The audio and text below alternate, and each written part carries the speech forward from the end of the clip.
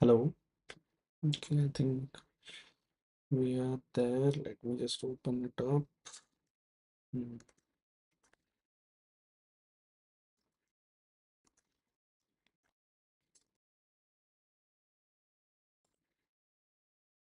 I think we are live. Yes. Okay.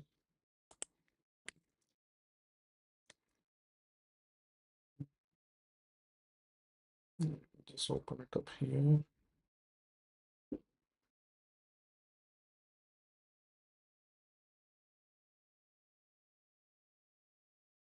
Hmm, hmm,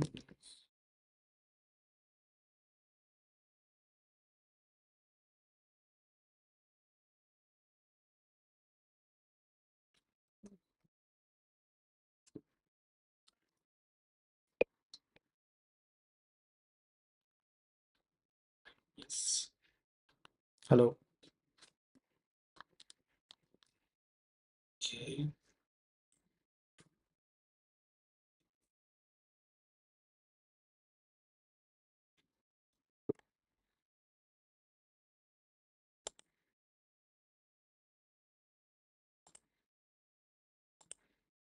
So,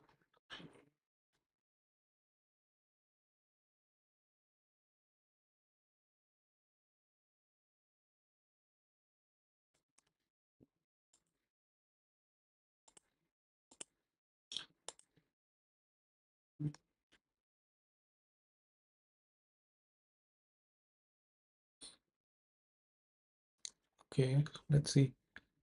Let me just check if everything is fine. Live now. Okay. So, I was just checking over the settings, but yeah, cool. Okay. Hmm. Okay. So today we will learn Rust. Now, I did try Rust a few times. Now, so the thing is, I was actually, mm, how do I put this? Basically, I was not able to work on it. It's like it's either the Rust way or no way. So I'll just bring in a browser tab here so that I can use it. And cool. Mhm. So let me start with. So I dug deep, so we can use Tokyo. Um, and okay, so just to give you a brief, basically what we will do, we will learn Rust using some, like backend technologies that we can build. Like for example, we can just build a simple REST API for now. That is something that we will try later on. Once that is done, we will try to build something up using Rust. Like let's say we may try to build, I think, Git clone. Let's see how that progresses. I have never tried building such a tool, which is such like I don't know how Git internally works. So I will definitely first look into that how it works and how we can use Rust, to develop something.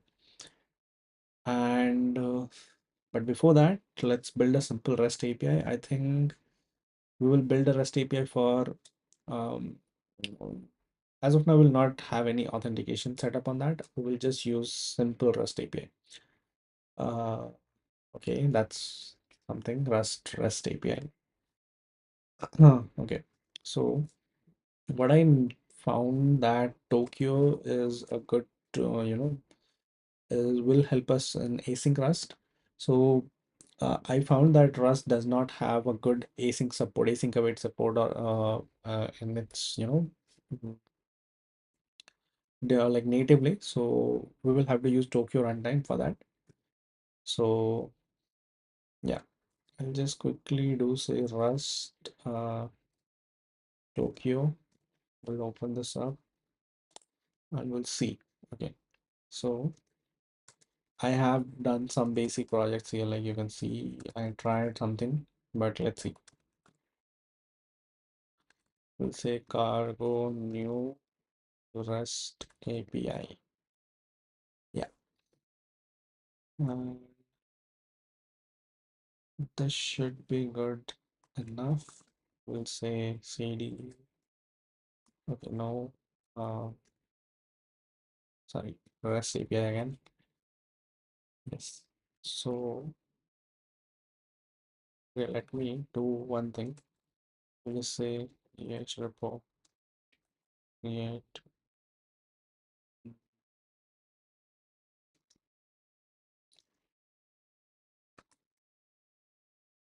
We'll just go with this one. So push an existing one. It's this one. Yep, should be fine. I'll use mine and I'll put a simple REST API. Simple REST API. Yeah, we'll keep it public for now. Uh, yeah, we want that. Yeah, that should be the default one. Yes, so we have it, and we'll just say get push origin master. Okay, I think I'll have to say get commit minus. I missed that. So we'll say initial commit, and so we'll say get push origin master. So we are directly committing to master now. Okay, I have to add the phrase. Yeah, there you go. Hmm. So let's say cargo run. Yeah, it does basic thing that is here. But let's start with Tokyo now. So getting started, we'll do get started.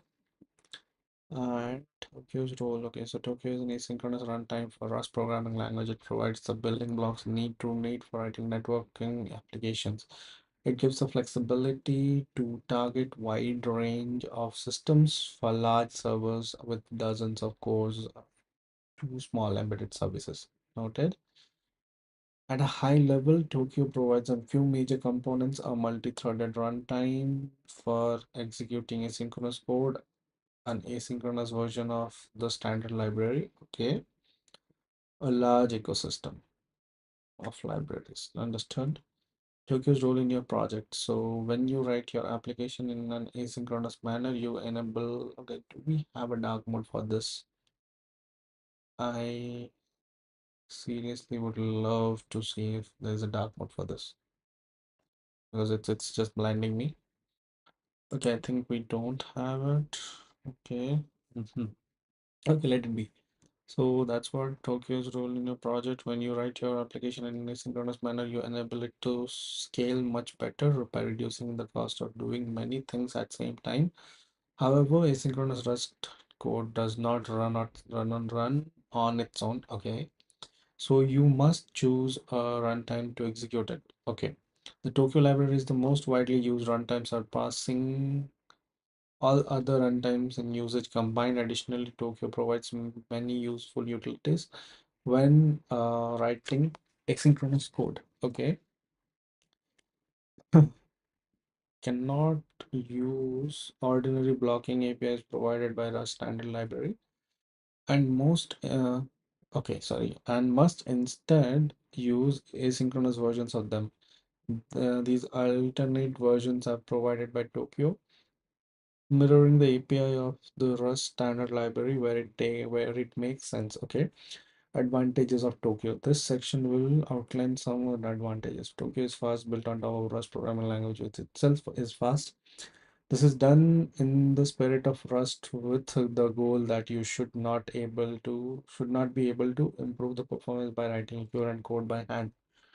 Tokyo is scalable, but on top of the async language feature, which itself is scalable when dealing with networking, there's a limit to how fast you can handle a connection due to latency. So the only way to scale is to handle many connections at once with the async await language feature.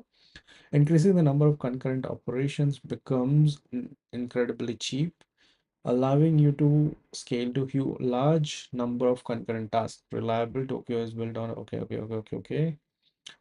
So there are a good deal of, you know, uh Like plus points are given here that will help us to, identify like where Tokyo sits compared to the standard library. Okay, we'll not go through this entire thing. Let's move on to setup next. So how do we set up? This tutorial will take you to step by step through the process of building a Redis client and server. Will start with the basic asynchronous programming with Rust and build up from there. We will implement a subset of Redis commands, but we will get a comprehensive tour of Tokyo. Okay, mini Redis. Okay, so the project that you will build in this tutorial is available in Mini Redis GitHub. Mini Redis is designed with the primary goal of learning Tokyo, and therefore will be therefore very well commented. But this also means that Mini Redis is missing some features you would want in the real Redis library. You can find production ready Redis libraries on crates.io. Got it. Okay. This tutorial requires, okay, let's see what, what is the Rust C version we have, Rust compiler version. So yeah, it's quite ahead of that. Many Redis servers, so it's asking us to do this, and then this. Okay. Next minute, this will be used to test our client as we build it. Okay. Okay. Okay, I think we'll go with this one first and we'll see that. Should we do this? Okay, let's not build that. Okay, okay. What do we have here? So generate a new code. Start generating a new Rust app. Okay, we did this part. Next, open Kappa.toml file. So we'll open this one. Yeah. And next go over to toml and then we're going to do this. Okay, so we can do this. Hmm. Once we do this, write the code and replace this. So it is asking us to do that.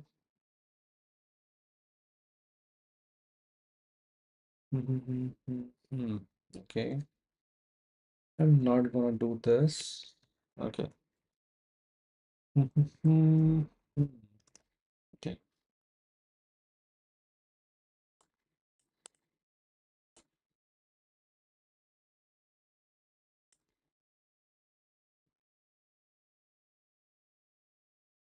separate terminal window. Okay, cargo install many Redis. Hmm. Hmm, hmm, hmm.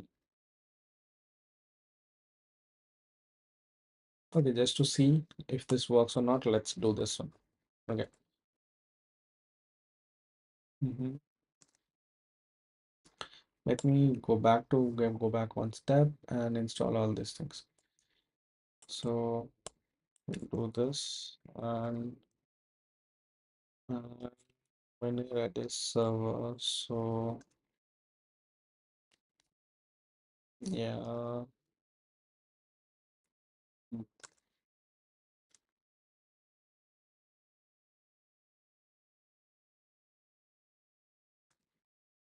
So I'll just run this here.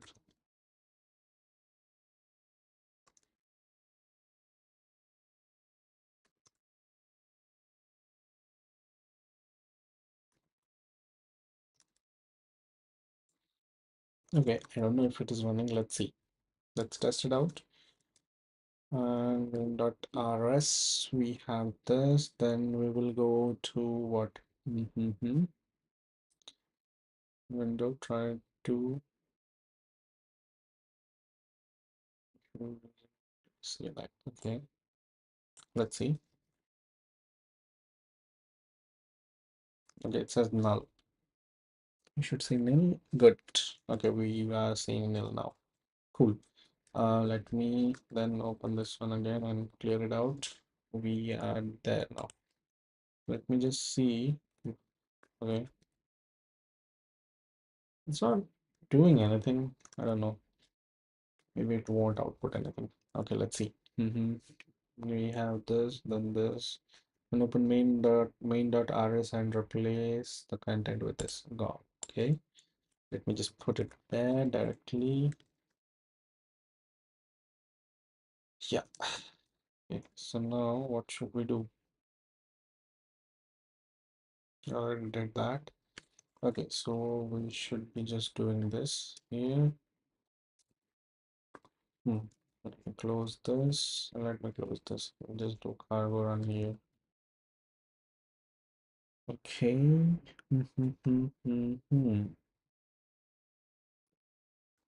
It's compiling. Hmm. Some B world. Okay. Okay. Wonderful code here. Breaking it down, it says so.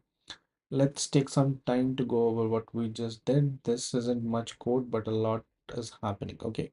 So we have a mutable variable client that is basically that, it's taking client and connect. Okay, okay, we are awaiting here. Okay, so like connect client and function is provided by miniredis create is miniredis create is provided function that is client connect. Okay, is asynchronously establishes a TCP connection with the specified remote address. Okay, this is the okay. So it's the mini Redis server that we were running. I think this is where this IP address is pointing. And then once the connection is established, a client handle is returned, even though the operation is performed asynchronously. The code we write looks synchronous. The only indication that the operation is asynchronous is that the await operator Okay, what is asynchronous? Most of the programs the first line executes, then the next task, and so on and so forth. With synchronous programming, it is an operation that cannot be completed immediately. It will block until the operation completes. For example, is configured. Okay, okay, okay.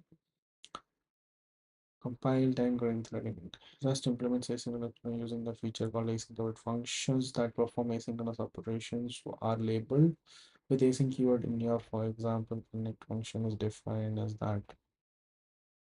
Okay. So the signature of a connect function is this. Cool. Okay. Hmm. Hmm. Doesn't execute this. So here it says that calling this one won't execute this one. We'll have to await that. Okay, got it. The return value of an async function is an asynchronous type that implements a future trait. Okay, so there is a future trait that will, okay. Okay, so pub trait future. A future represents an asynchronous computation obtained by the use of async. The future is a value that might not have finished computing yet. This kind of asynchronous value makes it possible for a thread to continue doing useful work while it waits for the value to become available. Okay, we'll see that. So yeah, like traits is a if I'm not wrong, I just know. So what are Rust traits? So in Rust traits define set of methods that implement that types can implement enabling code reuse directly by allowing different types the common behavior. Okay. Okay, interfaces. Okay, we have examples. Start new. Okay, so implement summary for okay, so summary is a trait and the function is basically this. Okay, understood. Okay, okay, okay. So yeah, cargo feature studio. Okay, okay, okay. Okay, understood. Okay. So okay. So I think we can close this one and we can get rid of all these things from here. and we can get rid of this. Yeah, and I think I will get rid of many Redis as well, and I'll come up here and stop this server, and we'll close this window as well. Okay, so we are now done here. We will start building our REST API. So I have no idea how we're gonna do this. So I'll take help from ChatGPT. Okay. So, but before I do that, let me see if we can get some blog that we can try out. So how to build a Rust API, sorry, REST API using Tokio. Yeah. So we'll not, let's see.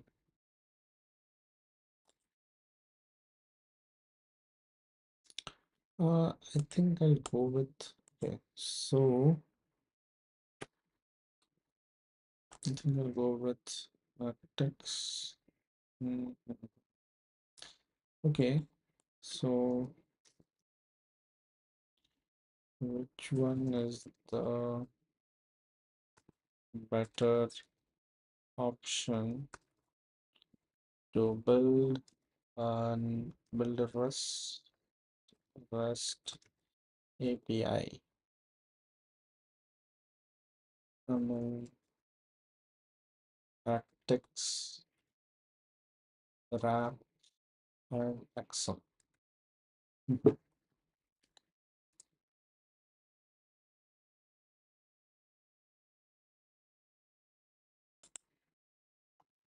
Okay, I think we will go with Actix actually. So using Tokio and Actix. If I'm not wrong, Actix is not based on Tokyo. I was, just checking it out. Okay. Cargo new Rust API, Rust API. We are using Tokyo here. Cool. Okay. So we will use Actix Web. Let me see what is the Actix version we should go with. Actix Web. I've been on all these sites, but I didn't get a chance to, try them out. Thank God they have a darker mode. Okay. Um,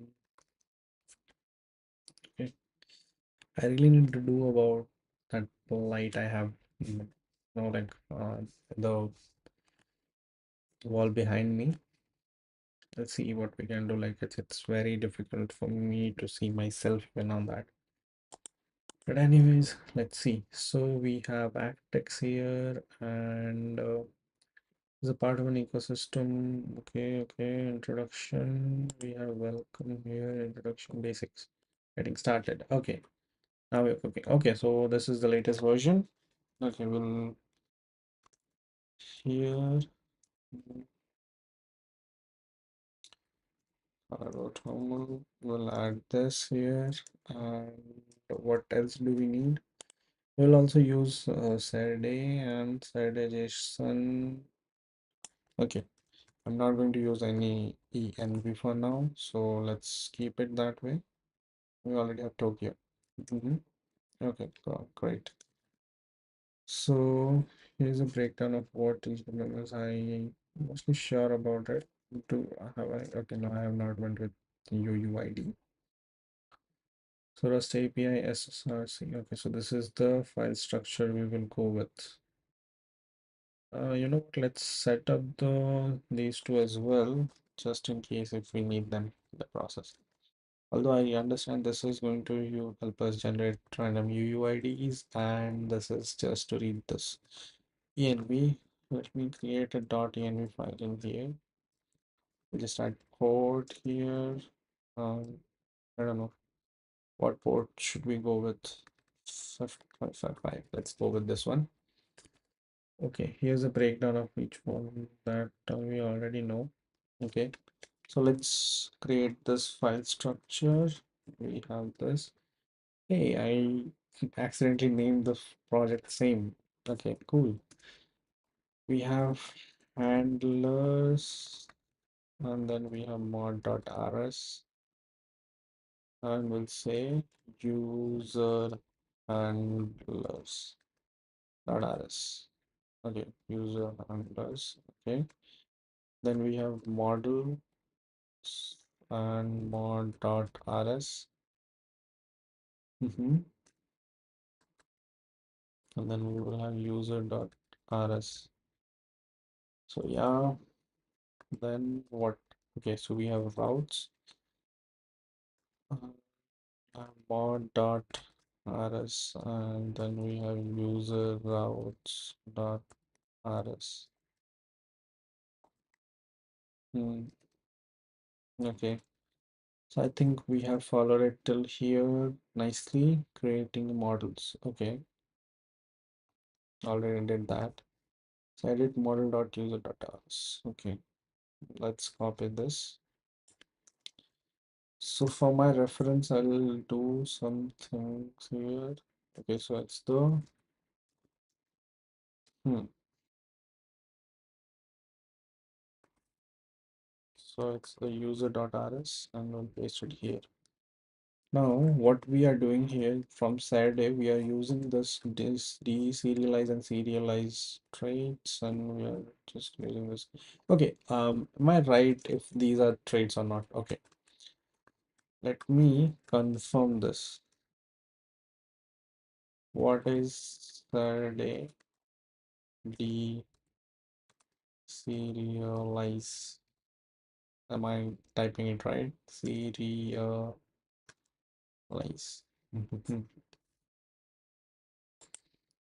So Saturday and Rust library provides framework efficiently with generically serialize and designing the Rust data structure of code varies data from like okay. Yeah, the two traits. Okay, so these are traits. Okay, understood. Okay, I don't have a dark mode for this one, and this is just I really need to use some sunglasses. I don't know. Okay. Okay. Till here we did this. Yeah. User, the main data structure representing a user, create user is a simple. Okay, let's see. So we have two structs here. One is user. We are using ID, UUID, username, and public. Okay, so that's what we have.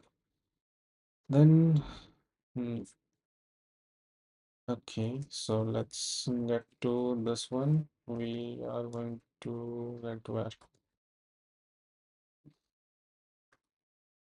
mod.rs and we will get to this one models pub mod user. So what we did is basically we're referencing this file under the mod.rs.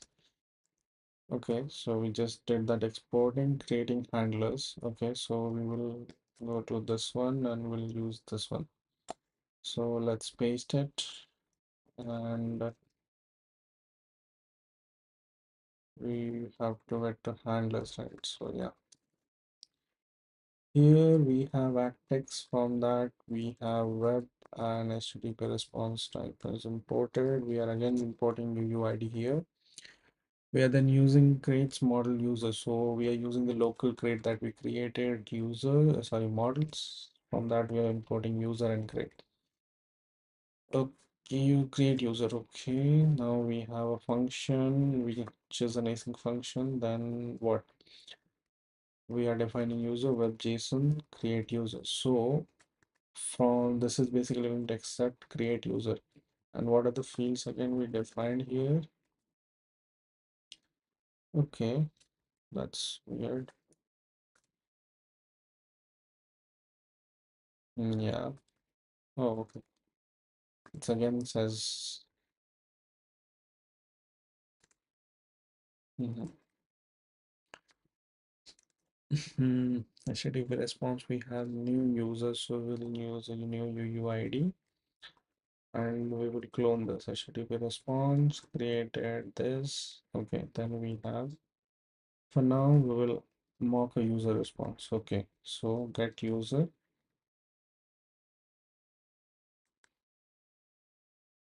user ID. Okay. Hmm. Okay, got it. So, okay, okay. So we'll do this now, and then we'll do this. Okay, creating the routes. So let's do this. Let's copy this one and let's paste it in the routes. Here again, we imported web from Actix Web, and then we are using the handlers create and use user handler. And get create user and this. Okay. Then what is this? So we are using we created a function called init that has the config, which is basically a mutable. Okay, mutable reference of web service config. Okay, it will accept that as a parameter, service config, and then you will initialize the config with a given service, which will. Okay, so we'll have a prefix API and then we'll have routes defined on that. Okay, got it. Hmm. I think again we'll have to do this. So I'll just say pub mod. What was the file name again? Okay. mm, User routes. Yes. Okay, that was predictable. Hmm.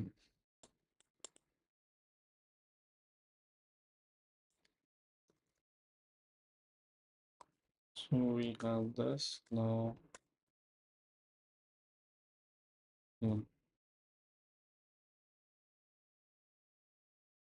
Okay, so we have all the modules, handlers, models, and use routes imported here. Then we have Actix Web API, HTTP server, .env, and standard env. Okay, we'll see that. Then we have routes. We have user routes from the routes module. We imported the init function, and then what we are going to do. So in the main function, which will return a standard input output and empty tuple as result. Okay, so we'll return result as empty tuple, and then what we are doing here is we are invoking .env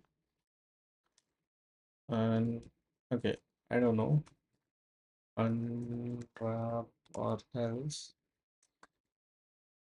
what does okay, so it will take a function will no, say print ln enable to initialize .env. Let me just say this. Hmm. So we did handle this one. I know I did a bit of over in okay, got it. And now I think okay, so what should we do next? I'm trying to understand here that how this works. Okay, I think I did it right. So I don't know, like I was just going through if you guys know. So this is the syntax for a closure or like not exactly closure, like the one that we have seen in JavaScript or something. It does have access to the surroundings, surrounding variables, but it is like more of an anonymous function than a specific than a closure in JavaScript. I may have to compare it a little bit more, but that is what I found. I'm still not 100% certain. So it's like you can think of this as anonymous function in JS if you are from a JS JavaScript background or a TypeScript background. So um, although I'm not really good in Rust that much, but yeah. So here, what I actually did is basically, if you call like you invoke some function, and it is supposed to throw some error or there might, like you can see, there might be some uh, like it can throw an error is what I'm referring. So you will basically going to have like this will handle this, and that's what it is. Unwrap will basically do that. So if you go to definition, it says, you see, returns the content some value or computes it from a closure. Yeah. So you can see this here. Hmm. Okay, I think that's great. Okay. Again, I'm not sure if the implementation is correct here or not, but let's see. And here, what we are doing is, so host is env var host. So I think we are going to read this. Yeah. Mhm. Yes. Okay. So based on this one, based on this implementation, I actually did not see that we already use this unwrap or else here. So you see here, even they also have used the same syntax here, like it's a closure, and we have this string pass, and then we are going to run it. So it's basically referring to the local host. So like we can define a host here, and then we have the port 8080. So I've already defined port. I've not defined host in the env, like as you can see here. So I think it should run on, yeah, here. So what shall we do here? Server running at this. Okay, this sounds good. Okay, let's try this out. Cargo run. It says this company is not supported by the following packages. Okay, we'll have to upgrade Rust compiler then. Hmm. Okay. So let me see how we can do that. How to upgrade Rust compiler. Yeah. Hmm.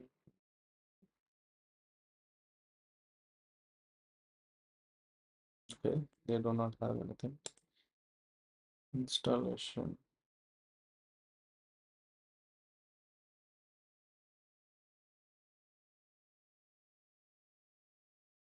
Okay, they do not really tell this.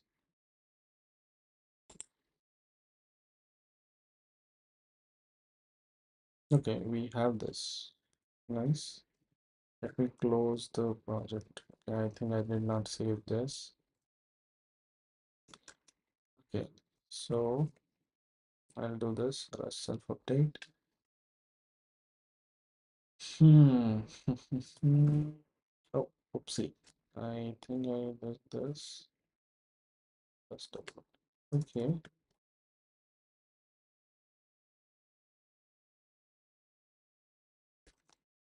let's see. Rust C version. Okay, it's still not there.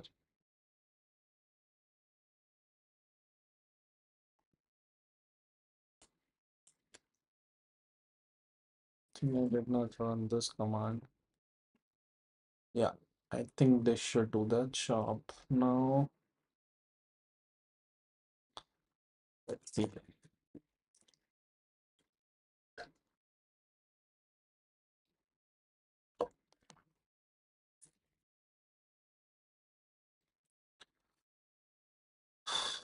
Okay. Meanwhile, let me go through this one. So, hmm,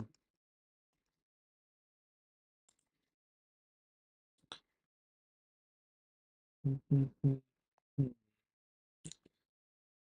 I really need to learn more about the trade part, like how those things work. And again, like I have studied the, you know, ownership and the borrowing part of Rust, which is the, like sort of the selling point of Rust majorly.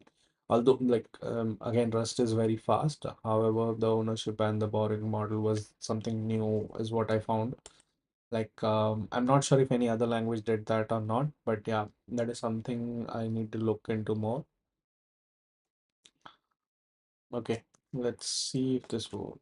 Okay, it's still going on. I should have done it before beforehand, basically. Okay, so Rust ownership and borrowing. Okay, let's just go for Rust ownership for now. Understanding Rust ownership here. So what is ownership? Ownership is a set of rules that govern how a Rust program manages memory. All programs have to manage the way the way they use a computer's memory while running. Some languages have garbage collection that regularly looks for no longer used memory as the program runs. Another languages, the programmer must explicitly allocate and free the memory. Rust uses a third approach, memory managed through a system of ownership with a set of rules that the compiler checks. If any of the rules are violated, the program won't compile. None of the features of the ownership will slow down your program while it's running. Okay. So that's a win over the garbage collection. Like, in case of JavaScript, sometimes we do face that issue when the garbage collection is happening, the program might slow down. Although I'm not, very performance or I'm not writing very performance oriented code, at my job basically. So I have not, seen it personally that way. But yeah, I have seen some YouTubers who do those, like benchmarking tests and all. So I think based on that, I would say, like it's a win on the over the garbage collection. And again, like if you are good at doing, like I use C like way back when I was in college. So um, like it's very difficult explicitly allocating and freeing the memory. And it's very difficult. So it's something like the Rust brings something new to the table. I think that's great. Like again, like Go is there, which is again garbage collected. So I think I've seen that also performing well. Like with significant amount of load on the server, or maybe like if you're writing by REST APIs with that, or anything else, like if it is a CLI application, again Go does great on that front. So yeah, I think like this is a different approach. Let's see how we feel about it.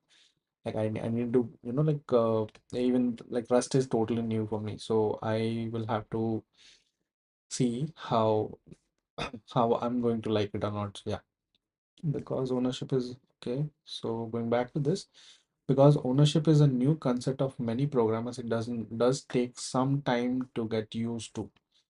The good news is that the more experienced you become with Rust and the rules of ownership system, the easier you will find it to naturally develop code that is safe and efficient. Okay, okay, got it. When you understand ownership, you will have a solid foundation for understanding the features that make Rust unique in this chapter. So you will learn ownership by working through some examples that focus on a very common data structure strengths. Okay. Okay, let me see if this works. Okay, we have it. Now let's see if this. Okay, okay, we are there now. So I just say cargo run. Hmm. Meanwhile, this goes up and we have this stack and the heap. Many programming languages do not require you to think about the stack and the heap very often. But in a systems programming language like Rust, whether value is on the stack or the heap affects how the language behaves and why you have to make certain decisions. Part Parts of ownership will be described in a relation to the stack and the heap later in this chapter, so there is a brief explanation and preparation. Both the stack and the heap are parts of memory available to your code to use at runtime, but they are structured in different ways. The stack stores values in order it gets them and removes the values in the opposite order. This is referred in the last and first out. Okay, think of stack as plates. Did it run? Okay, we have an error here. Found this. Okay, I think the code I added that did not go well. So we'll quickly remove this part. Um, just say this. Delete this one. Yes. So again, we'll say cargo run. And what do we have?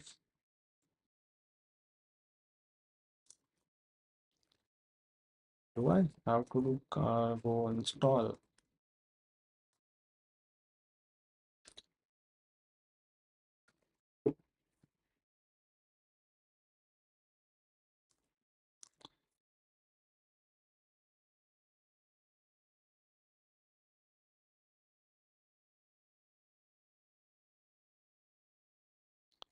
What do we have? Cargo init.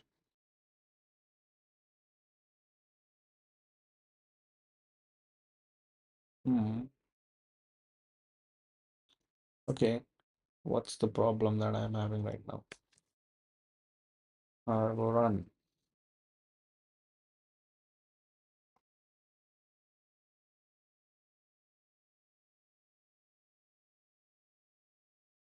There are so many errors. So the trade bound UUID user said it is not satisfied. This required by a bound introducing this call. Okay. Mm-hmm. Okay. Okay, so we'll have to fix these issues. UUID user said the serialize is not satisfied. Hmm. It's not implemented for UUID. Okay. UUID is not serialized. Um, Fine. Let me remove the dependency for UUID for now. So we'll go to the models first. It says this. Let's go with string now. Just string. Yeah. And I'll not use UUID here. Then I'll just say, hmm,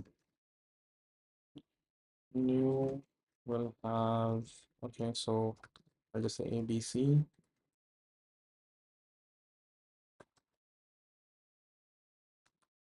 Okay, mismatch types expecting string found UUID. Okay, I think I want to say it.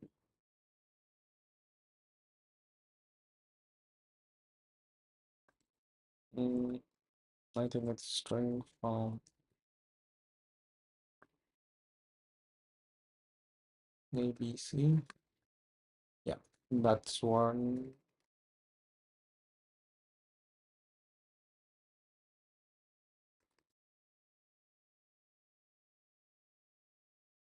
This should be another difference. Okay, I need the more details on this. Cannot move out of difference of ACTX web strings. Value as type standard string which does not implement the copy trait. Okay.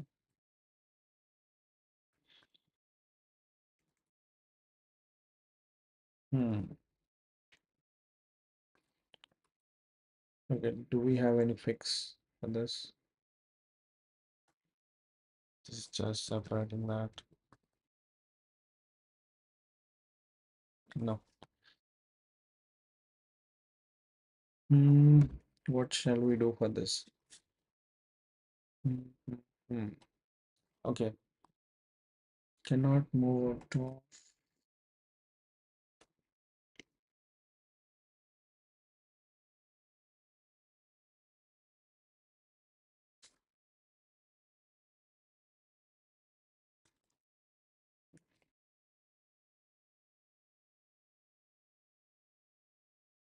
Oh, okay. So shall I call this?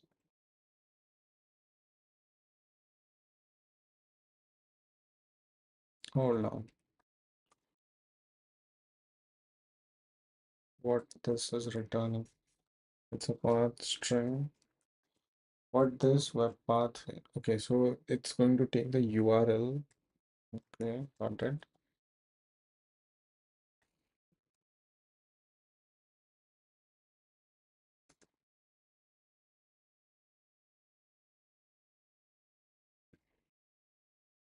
No.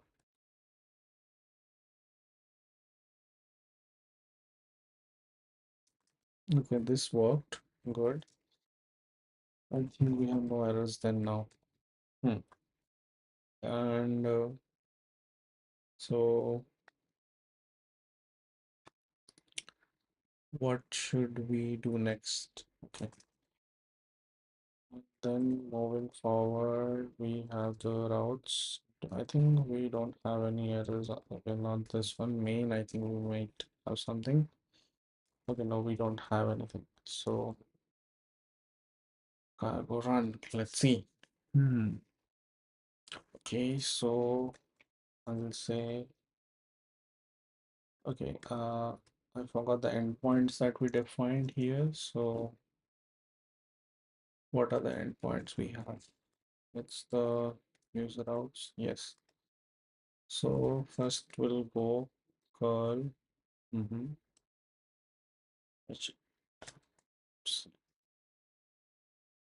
HTTP colon slash slash 127.0.1.555. We will say API slash help.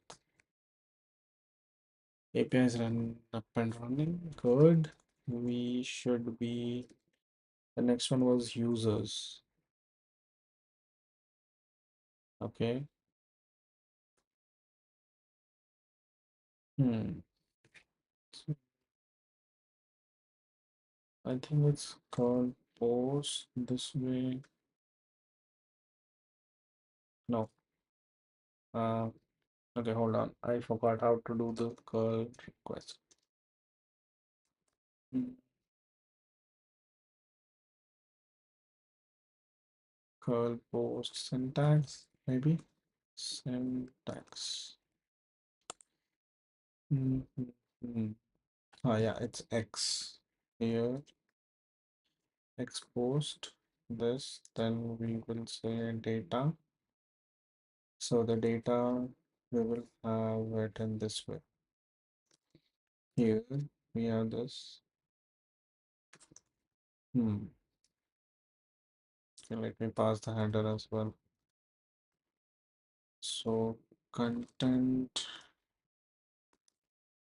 I will use Postman later on. I'm just trying out this. I always wanted to, you know, write curl request.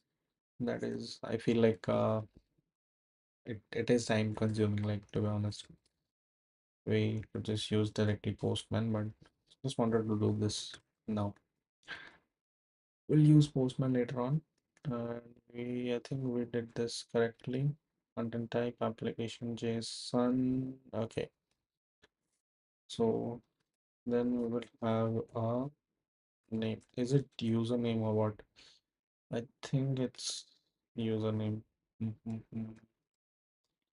Models, user, create, username and email. Yeah. Okay. So it's username and say JD, and then we will have email, we'll say test@test.com, and that should be good enough. Hmm.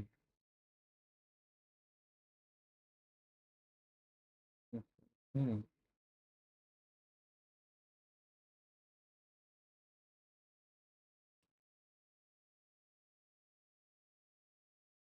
Okay, I think we have to make it small. Uh, did we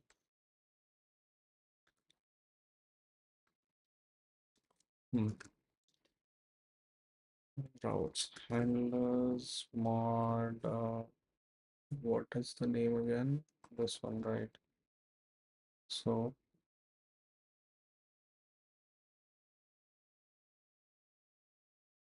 it's a shape response created JSON new user. I think this is not running. Content type application JSON. I think I have to do this. and this is not supposed to be here.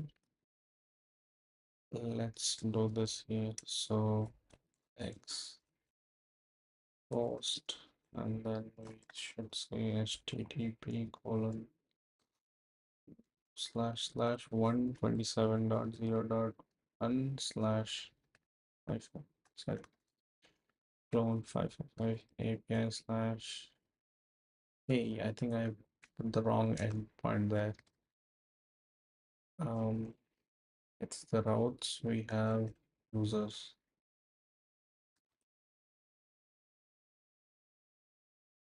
Um, where did this go wrong? Oh, okay. Yeah, we have this now. So we got the output, and what else do we have here? Health check we tested. We tested this. Okay, so let's see if we can. Oh, okay. So again, is this a post request or a create? It's a get one, I think. So we'll just say here get, and we don't need any data. So we'll just say this. Um, what is the name again? It says users. This, yeah. So users slash ABC, and hey, there you go. We have the ABC user here. Okay, this makes sense. Now coming to this, I think this was good. Now I'll just turn off the. Okay. Mhm. This was a good starting point. We'll have to make some changes here. Hmm. I think we'll set up a database and we'll use that later on. But this was nice, I think. Okay, let's see why this did not work. Okay, so what is happening here? If I do not have a host provided, it will take the value from here. Okay, unwrap or else returns the content some value or computes it for a close from a closure. Okay. Hmm. Hmm. Hmm. Hmm.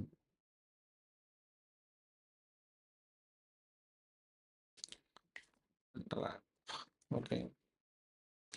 Returns the content some value. Okay. Okay. Hmm. Hmm. Hmm. Hmm. Hmm. Okay. This is fine. What else should we go for then? Hmm. So this was a good starting point. Okay.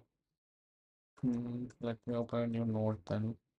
So I was working on some things. Yeah.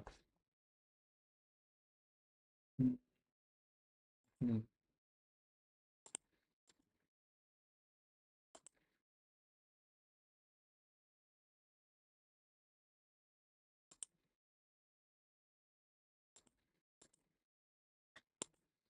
Yes.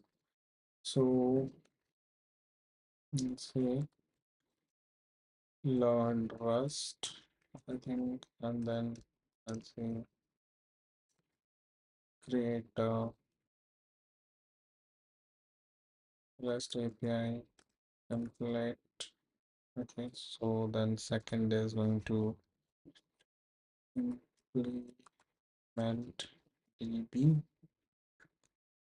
Okay, let's not say implement DB, let's say connect to DB. We'll mostly use Postgres here. Uh, Postgres SQL, and then what? Okay, for now I'll just go with these two, and I think we achieved the first one. We'll see the later ones later. The next one later on. Let's see how do we set up that. So set up Postgres PostgreSQL with Rust tactics. Mhm. Mm-hmm. Connect Postgres and Rust with tactics and these. Okay. Prepare your app locally. Whatever. Tactics web we already have. Diesel we need these. I need to understand like this is something like okay, it's a feature list. So what are the features we want? R2D2. What this is? What is R2D2? Hmm. We'll have to see. R2D2 is also again then installed here. Okay, so here we're using Diesel ORM. Okay, so Diesel is an ORM. I like those who are from like some JS background or like TypeScript background. You might have heard of Type ORM and Sequelize again. I believe Type ORM is mostly used due to its robust nature. I've used Type ORM, like I've used mostly Sequelize, not Type to be honest. Um, I think Diesel is similar to that. Now we'll see how this goes, and let's see. Okay, guys. So like I don't know, like those who have used Diesel, sorry, not Diesel actually, like any type of ORM, like in any language. What do you think? Like ORMs are like good way to go, or should you rely on raw queries like raw SQL queries? Um, so like I would definitely like to provide my opinion, and that is the ORMs are basically like they're good like to a certain extent now. Like I have so the problem that I faced with ORMs is when you like it's getting like the queries are really complex. Like you are comparing more than like 5 to 6 parameters to do right queries. Like it could be some filters you're applying like to fetch some results. At that time, ORMs are like okay, you can do that again. Like it's you can follow that syntax, but the problem happens when you like combining multiple parameters and then querying over them. So at that time, it gets a bit difficult, and I think that's one of the issues. So I've been working on Python as well, and I saw something which is the ORM we're using in Python is I think it's SQL Alchemy. Yeah, it's SQL Alchemy. So there is something that I've seen, then it gets a bit difficult. Um, so on that as well, like I think we have to. So basically, we implemented like a logic to just basically list out few records. Now the thing was when we applied that query filter. So first, so it's basically like based on few parameters we have to apply only certain filters. So in the code we had to write some if logic you can understand. So like if this, then use these filters, and then if that, then this filters. So something like that we did. So primary like like in the first time like in the beginning it was right like but later on it started taking time to load data. So we had to go from doing that to writing raw queries, and we preferred what we did was to create some views on the database, and then we directly like called those views and again applied some pagination on that, so to keep it faster. And again we use indexing as well over there instead of like using the ORM directly. So ORM we use to create the interface, Like it's basically like the object we are creating in JavaScript, or in Rust, we are creating a structure. So mm, the ORM was used for that. But like it's good to use a ORM. It gives you a bit of abstraction, you can say. But I don't know. Like I feel abstraction is the one that is sort of holding us back in a way. And probably that's why, because like I am taking this much longer to learn Rust. Like I've been trying to learn Rust for quite a while now. I did have tried to learning Rust few times, but like every time I was trying to learn Rust, and like there was some work and I was getting occupied on that, and then I'm just getting forgetting. Like I'm just forgetting about this one, that where I left off. So yeah, we talked about this a lot. Now here we are seeing some code. I'm not going to dive into that. I'm just okay. So it's Rust actors decent. Okay.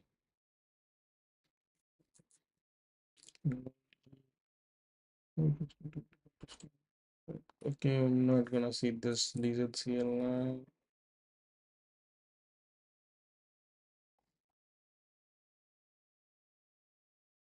Hmm, hmm, hmm.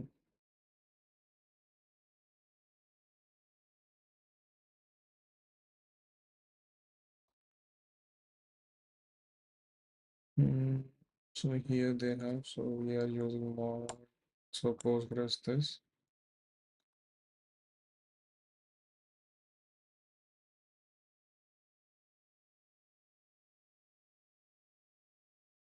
Hmm. Okay, cool. This is the basic setup of that we did basically. So we set where Rust log actors. Okay. Let pool Postgres get pool. Okay.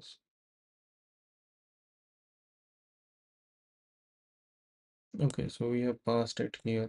We're taking clone of the pool and then we're passing it to this. Here, what we are importing. So, okay. So here, instead of passing the reference to this, we cloned pool and we're passing the clone to this. Then in the main function, we created a pool and inserted that into our active server data method. Now let's create postgres.rs file where we write our postgres connection. Okay, hold on. So postgres like okay, so then some basic imports, and then the Postgres specific connection to manage all database connections. Okay, public type Postgres pool equals pool connection manager PG connection, and then we get pool Postgres pool. Okay, so .env. Okay, again the same thing. Okay, let URL env. So I don't know. In case of JavaScript projects, what I've seen, like we don't have to initialize the .env multiple times. We just have to keep it in our entry points, and that should do the job. But let's see. .env dot okay. Okay. Let URL equals env via database URL. Expect no DB URL. Expect no DB URL. Okay. I okay. So we are here. So if there is nothing, so then it will show no DB URL. Okay. So let connection manager.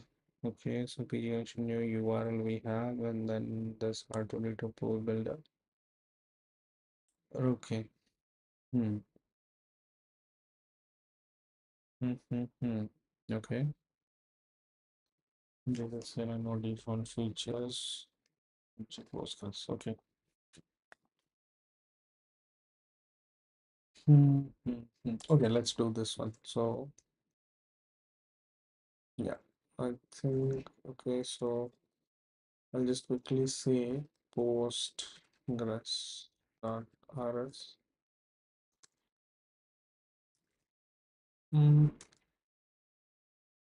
And just say db slash mod.rs, and I'll just say postgres.rs, postgre.rs, yeah. And let me delete this one. So we have this for mod postgre. Mhm. And here, let me close this one and we'll take these. Hmm. So I'll just write that function so that I can, get used to the syntax as well. Get pool, and we have the return type as postgre postgres pool. Mhm. Okay, so now here's the thing that I have dot env dot. Okay, so I'll just say this and this. Hmm. Let URL equals env, then we have where the database URL dot expect no EV URL provided.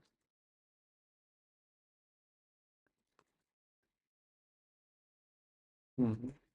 Let MIGR equals hmm,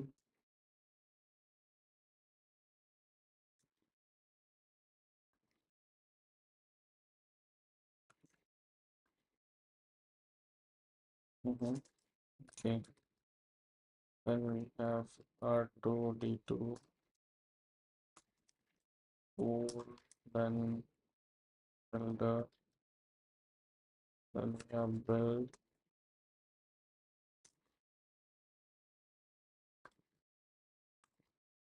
expect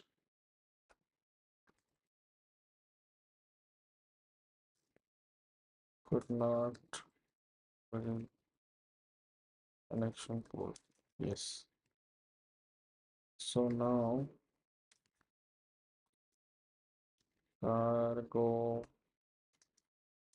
add what did we do? Diesel C line. Okay, so it's cargo in start.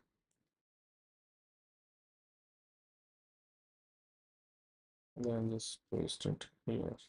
Yes. Hmm. Uh, I think I missed to inform diesel and R2D2. Mhm.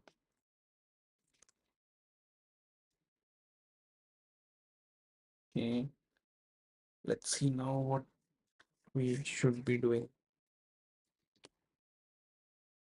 Hmm, hmm, hmm. Okay, it is completed now. So, mhm.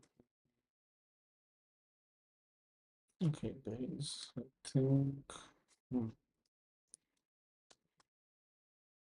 cargo run. Oh no, sorry. Yeah,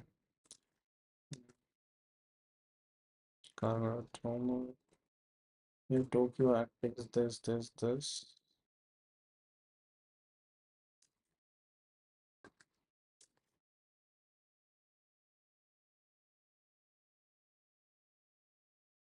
Okay, so let's say cargo and diesel.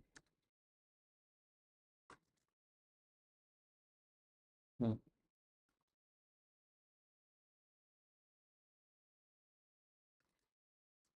Features post glass and R2D2.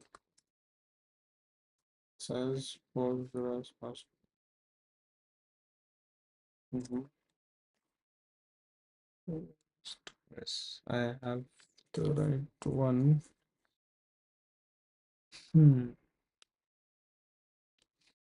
You know what? Let me, instead of doing this, let's add this there directly. and we'll get rid of this one. Cargo run. So let's update the crates and see. Hmm.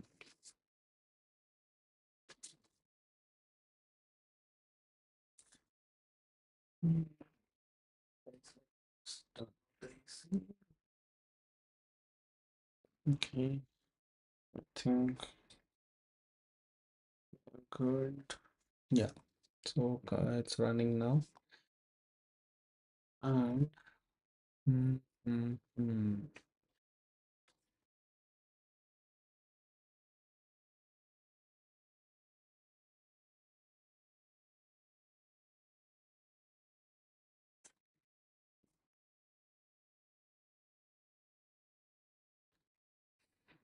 So we have this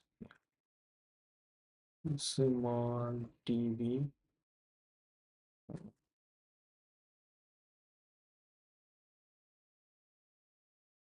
Use DB Postgres. uh,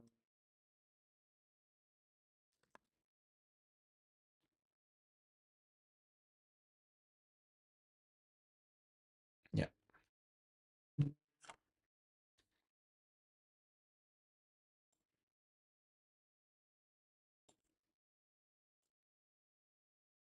we take this line and we'll add it up here.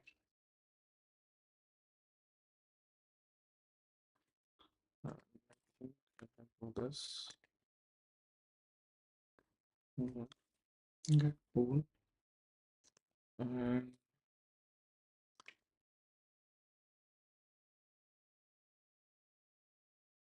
we have move in here.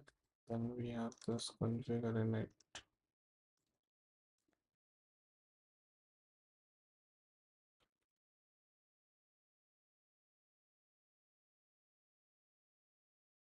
Data is duplicated.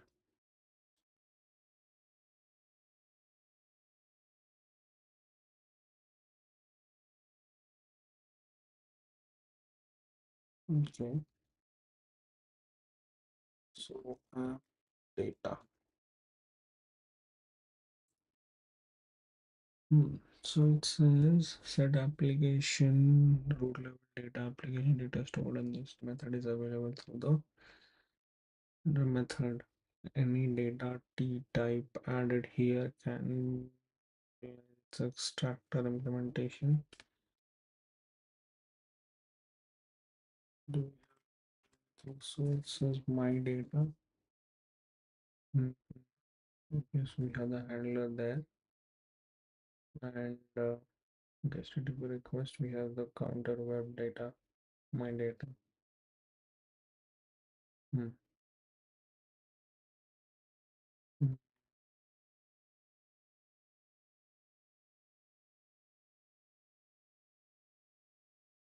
Hmm.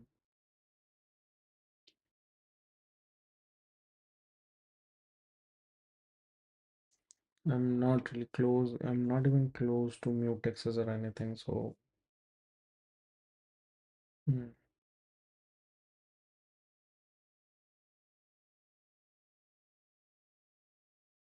okay, let's see. Based on this, what I have to do is pool dot clone. Yes, and what next are we going to do? Oh, okay. Hmm, now we'll go to the handlers and uh,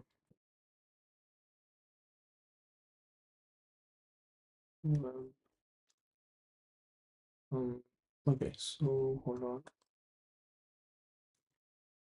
Main.rs and then this one. We have this here. So handler request dot update. Okay, This cannot use data t extractor because it was not added with it. Okay.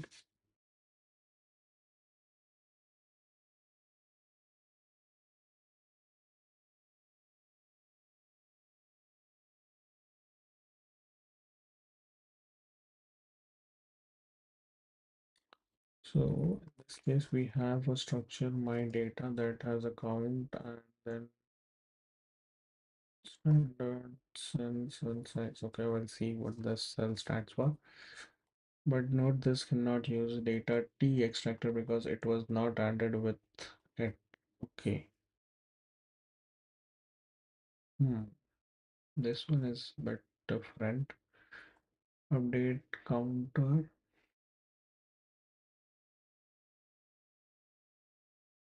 Okay, so data is so here the T is a generic.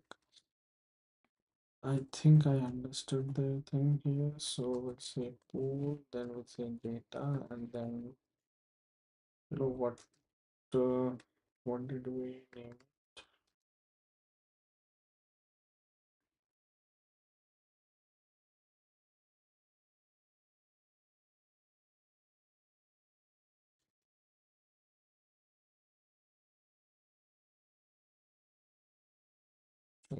What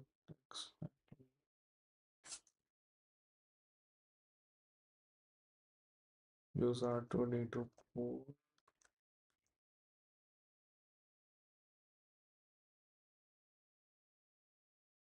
No, okay, I think I didn't do this part.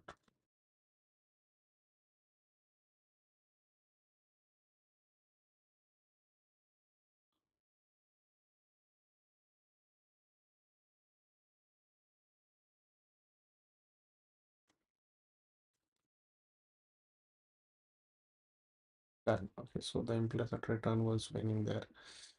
No problem. Now, what do we have here? So the user, okay, so the user handler, and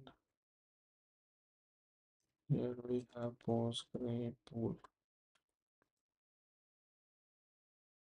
Mhm.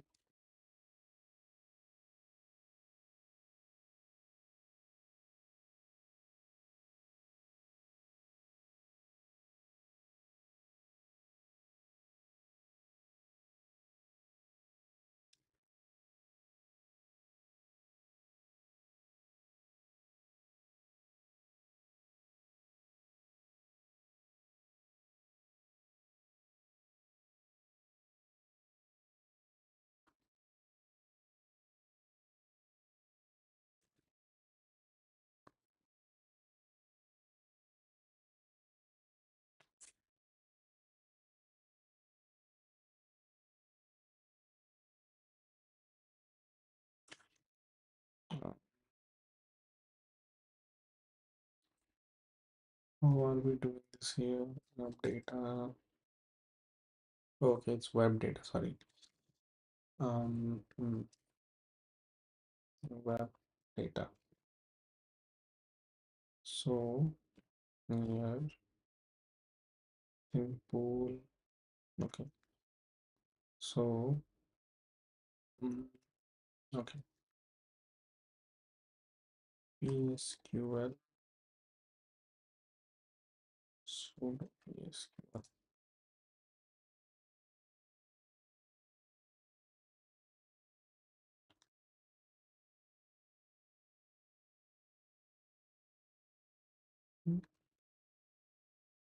Connection to server software. This one database. Okay, okay, okay. So to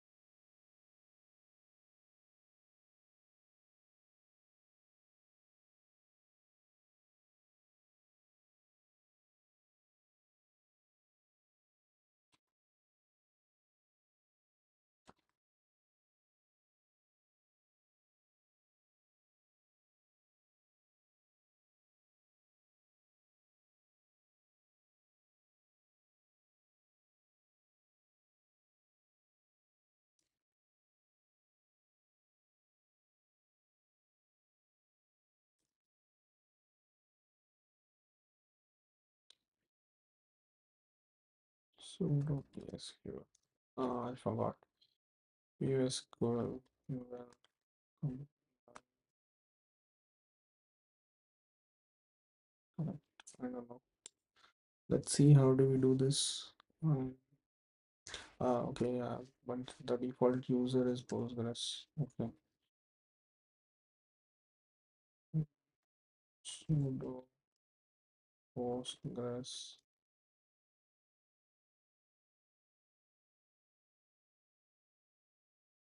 sudo hyphen new post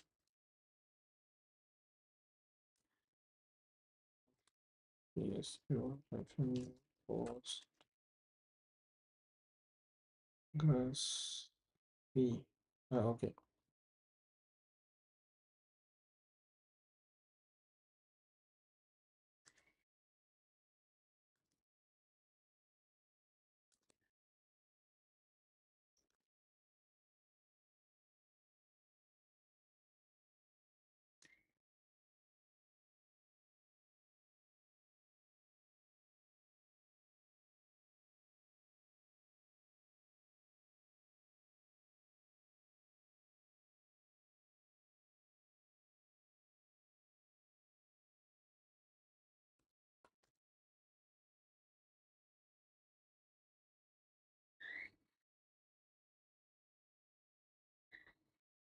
Nope, it's not connecting. Hmm. Yeah, probably same thing.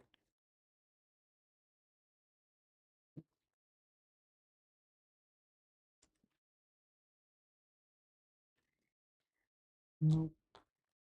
Do I have PG admin? Okay, no, I don't have. Let me install PSQL as well.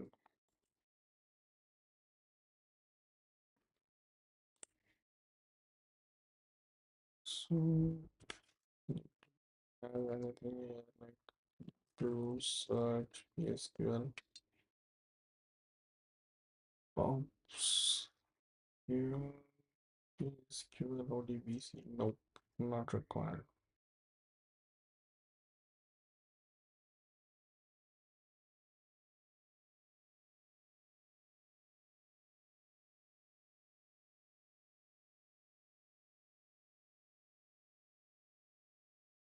Hmm.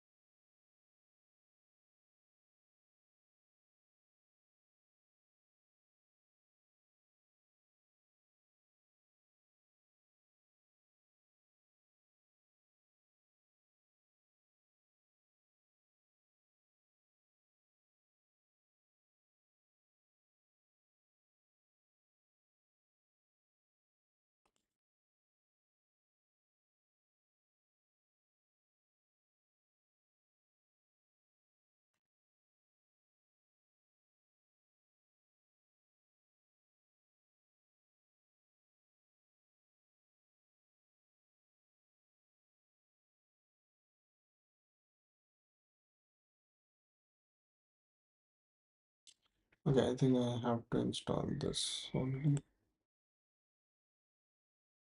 Hmm.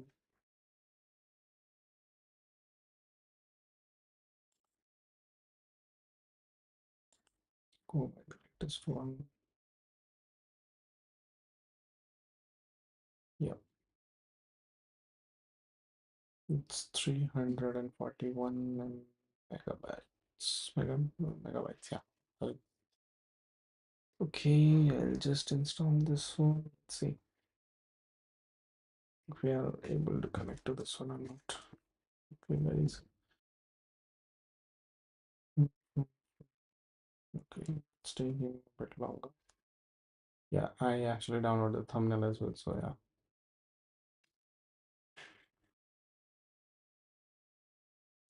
Yes. So,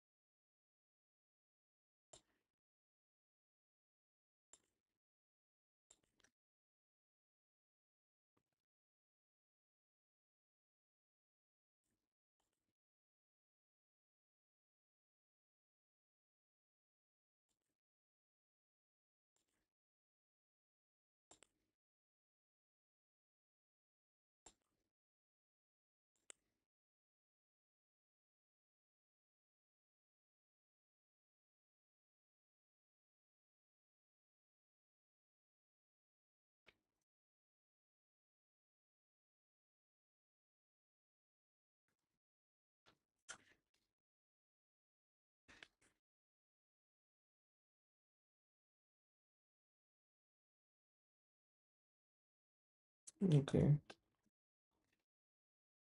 Hmm. Let me do ChatGPT for this. Remove Postgres from Mac.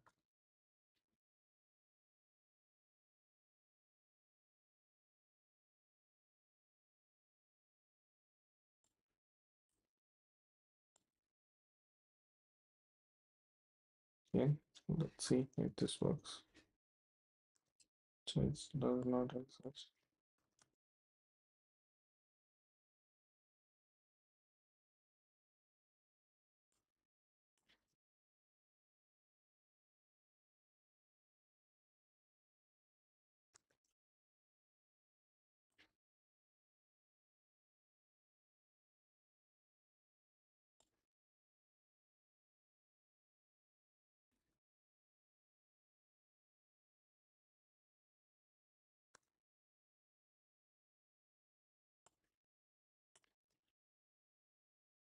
So it's the PSQL history, PG pass and PG admin. Okay.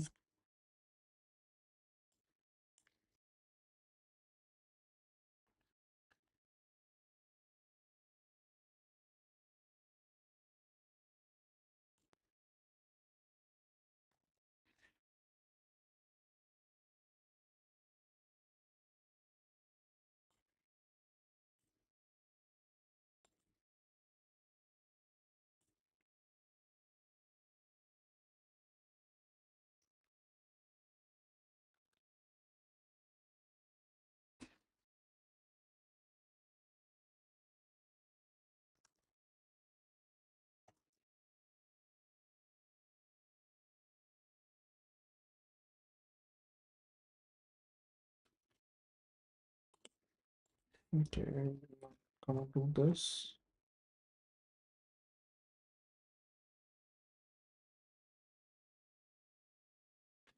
Okay, so let's see.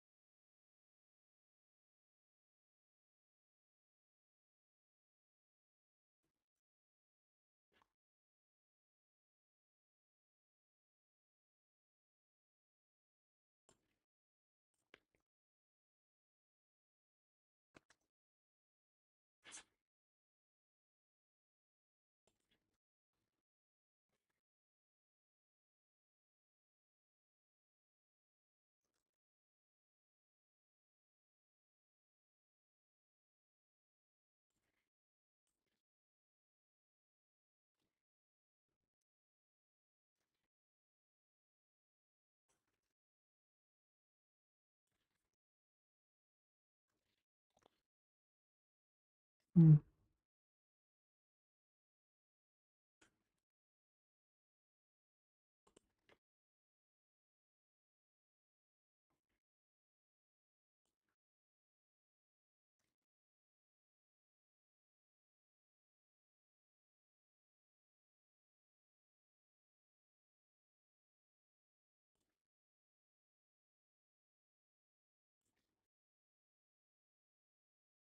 Okay, so we have now, I think we have successfully moved. So, yes, no,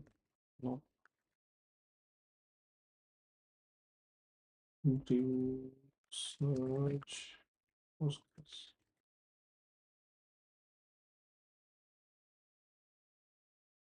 Hmm.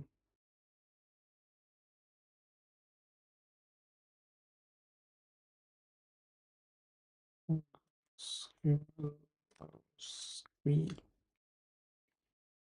Hmm.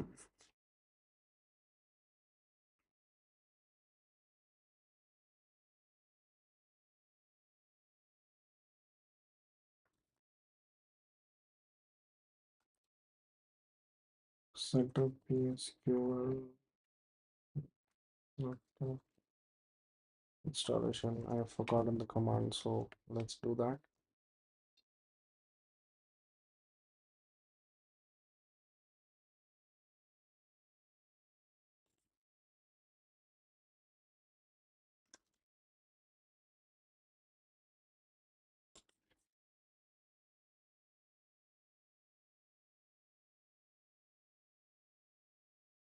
Hmm. Okay, then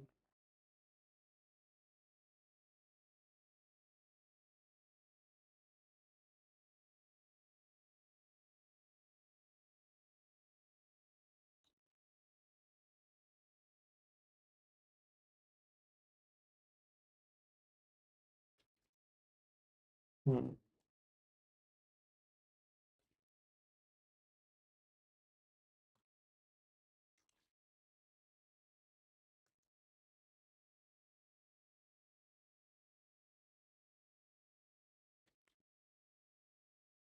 Yes. Okay, so there is an error.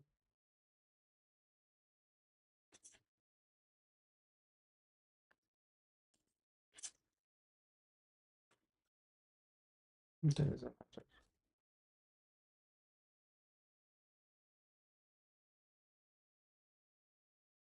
How to see what is the error for Postgres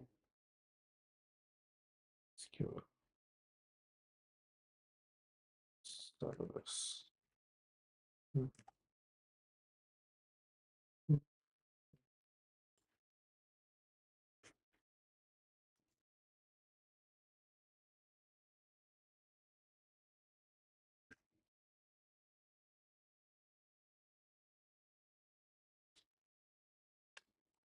Still that same thing.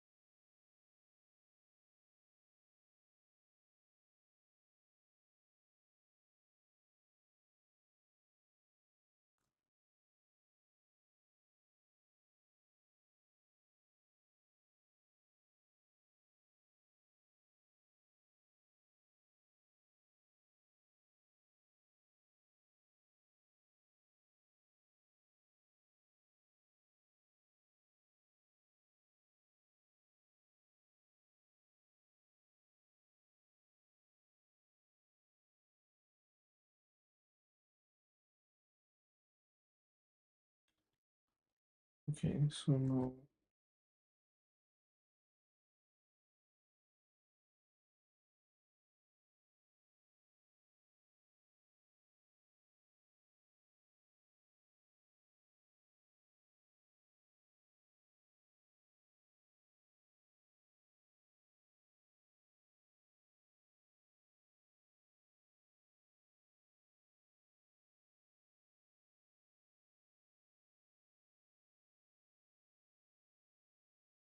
okay.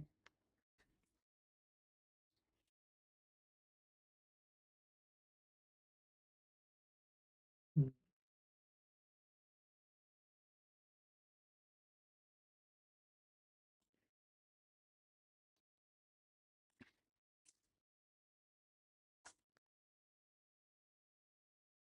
mm, mm,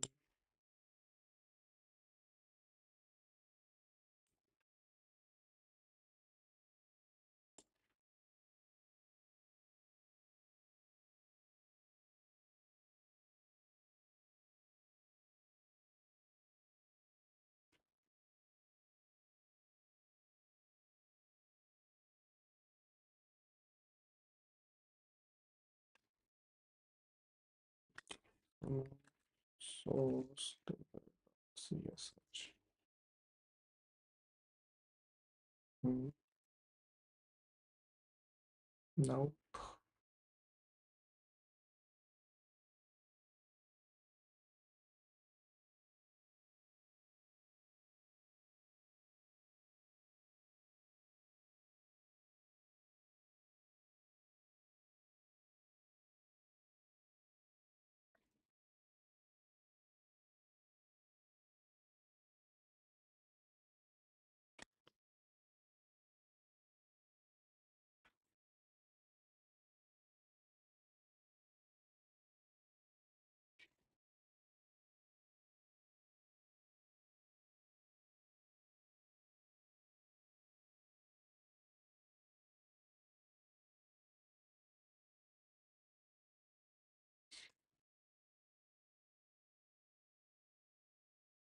okay, I'm getting some error here.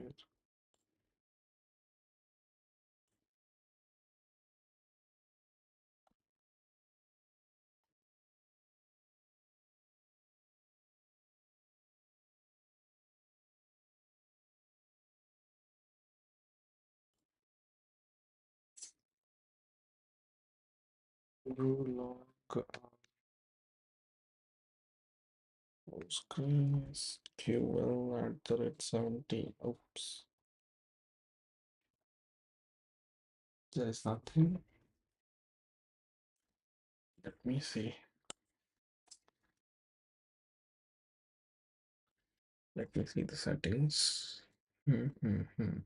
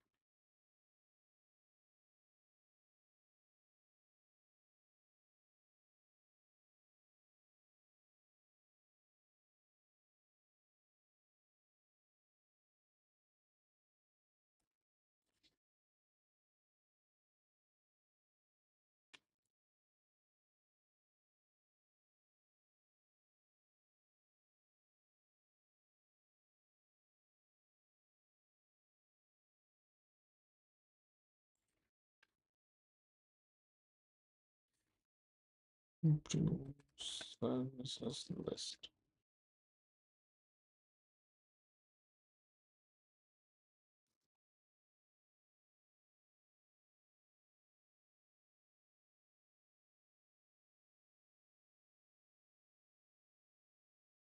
SQL at 17. Okay. Yeah, sure. Now PSQL. Hmm.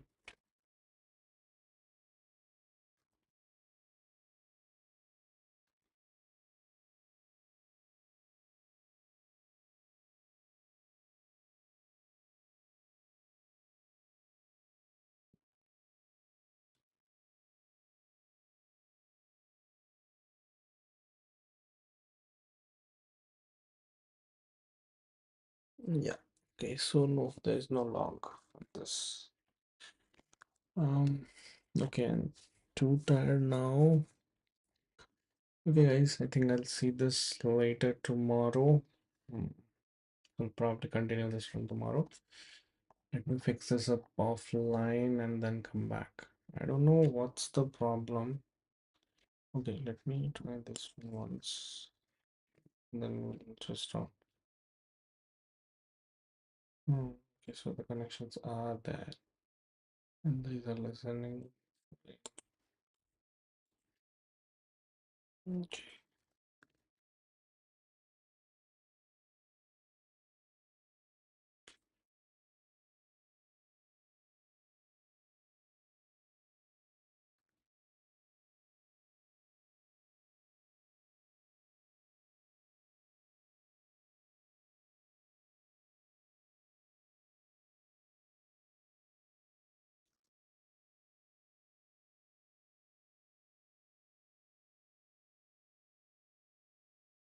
Okay, I think we are now connected. Okay, guys, I think we have connected to the database successfully. Okay, so help me create a user post queries and create a database.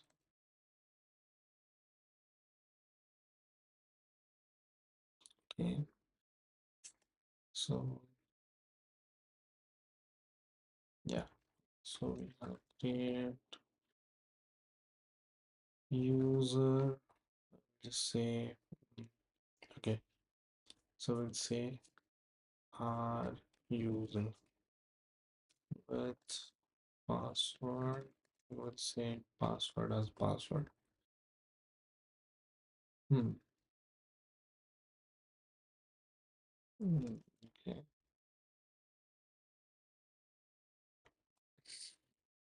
How do you single quotes? Yeah. So the row created. Then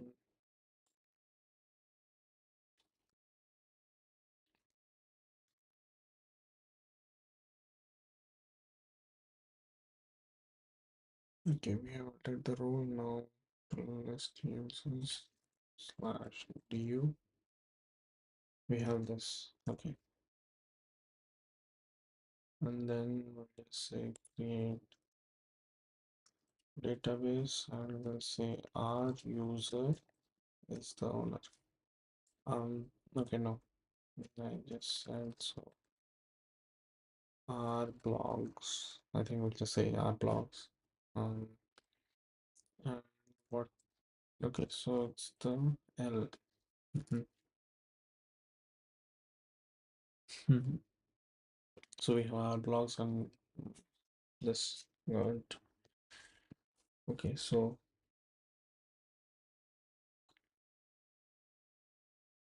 let's just save this. Just say our blogs to our user. We have granted. I think we have to flush it again. Hmm. Yes, given you. Let's say our user, then D, and R blocks. And then let's say W. So we have the password. Yes, our blocks we have connected. Then I think uh, you will create a user table. So create table, say user. We'll follow the small name connection user.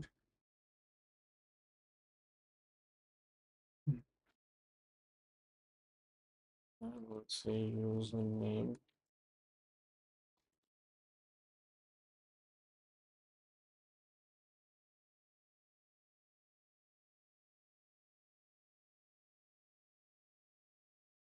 Username. Hmm.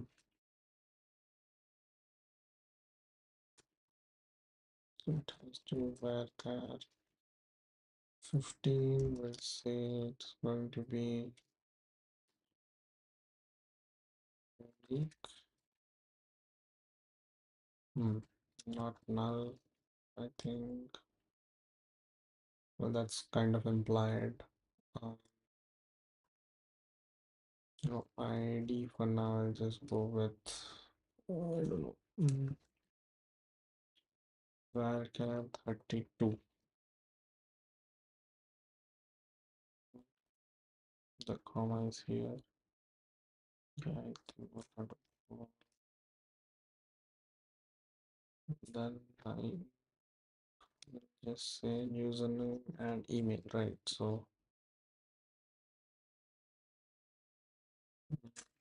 that is there. But yeah, I think it should be hold on, 50 characters. For now, I'll just go with 50 characters and will again say, okay, forgot to do something here. That's going to be primary key unique, not null.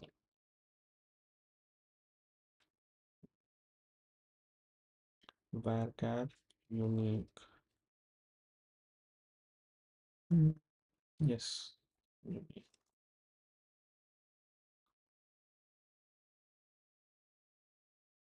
not null. Yeah. So, okay, so slash dt, we have this public users table. Okay, so on the public schema, I created this one. Let's see, describe users works or not. Okay, no, describe. I think it's slash d this. Yes, yeah. Hmm. Okay, so we have Postgres set up now. Okay, we'll just delete this one. What about the process? Yes. And again, okay, just RMR downloads, ed, Postgres is not required. So, hmm, hmm, and exit again here.